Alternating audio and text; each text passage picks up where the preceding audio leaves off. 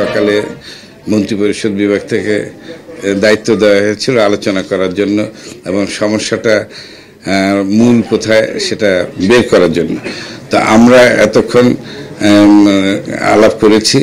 আসলে ওরা তো আমাদের সাথে কাজ করে, আমরা সবাই সচিবালয়েরই কর্মচারী, আমরাও কর্মচারী, যদিও কর্মকর্তা বলি, কিন্তু আইনের ভাষা আমরাও কর্মচারী।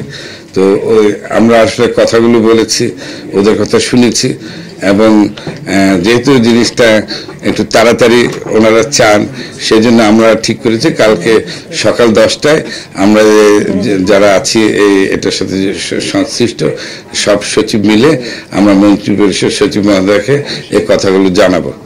তো এটাই সিদ্ধান্ত, আর কিছু না। তারপর ওনারা এই যদি পরবর্তী কি করবেন, একটা দীর্ঘ প্রক্রিয়া তো থাকেই, সে প্রক্রিয়া করে সরকার উচ্চ পর্যায়ে যারা মুখপাত্র থাকবেন তখন তারা এই বিষয়ে একটা ঘোষণা দিবেন। আমরা তো কর্মকর্তা হিসেবে যতটুকু দরকার আমরা আলোচনা করে ওনারা কি বললেন, কি কোথায় কোথায় সমস্যা, সেগুলো আমরা আলাপ করে শুনেছি এবং আমরা আগামীকালই সকাল 10টা আবার একসাথে যেয়ে এই বিষয়গুলো মন্ত্রিপরিষদ সচিব মহোদয়কে জানাবো। এই আমাদের আজকে সিদ্ধান্ত।